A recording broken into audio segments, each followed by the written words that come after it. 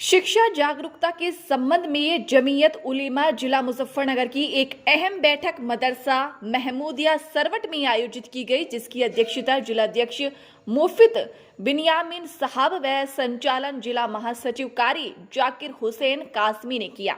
मुख्य अतिथि जमीयत उलेमा ए हिंद के राष्ट्रीय महासचिव हजरत मौलाना हकीमुद्दीन कासिम व जमीयत उलमा शिक्षा बोर्ड के राष्ट्रीय महासचिव हजरत मुफ्त सलमान साहब मंसूरपुरी उत्साद हदीस दारुल उलूम देवबंद रहे। मीटिंग में शिक्षा के संबंध में विस्तार से चर्चा की गई। वक्ताओं ने शिक्षा की अहमियत को समझाते हुए कहा कि बिना शिक्षा को किसी भी समाज का पूर्ण विकास संभव नहीं है। अशिक्षित व्यक्ति समाज में जीवन भर एहसास कमतरी के साथ जीता है। उन्होंने समाज मुस्लिम से आह्वान किया है कि अभिभावक अपने प्रत्येक बच्चे और बच्ची को शिक्षा करने का प्रण करें।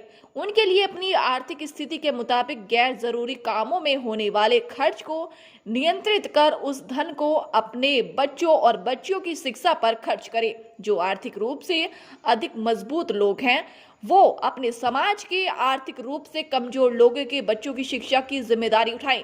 साथ ही अपने नैतिक मूल्यों और अपनी पहचान को बरकरार रखने के लिए धार्मिक शिक्षा को आवश्यक समझें, जिससे कि हमारे अंदर देश प्रेम, मानव सेवा और समाज सेवा की भावना बनी रहे।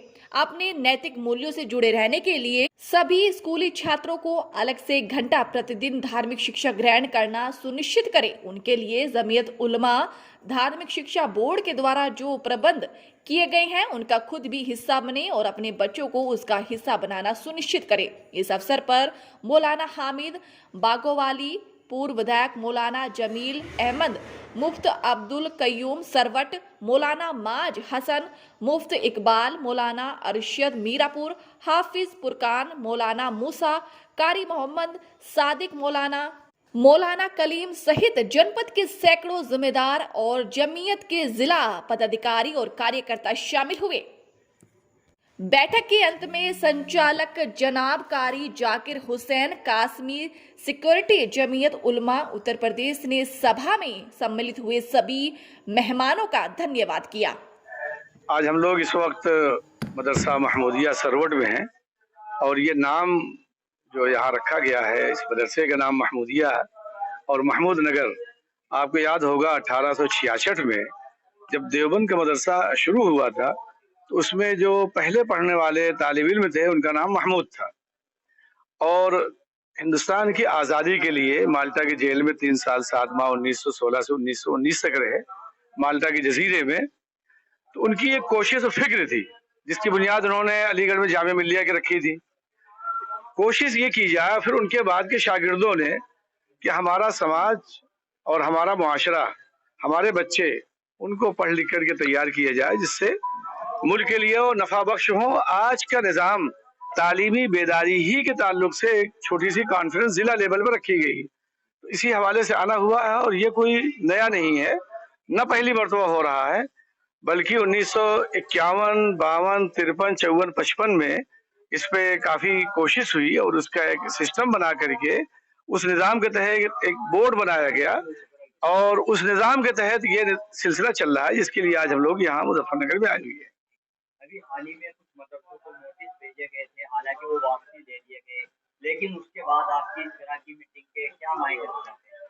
नहीं, इसका उससे कोई लेना देना नहीं। वो एक नोटिस थी, उस पर जमीयत उलमा खड़ी हुई। यहाँ कारी जाकिर साहब हमारे यहाँ मौजूद हैं, लोगों ने मुलाकात की।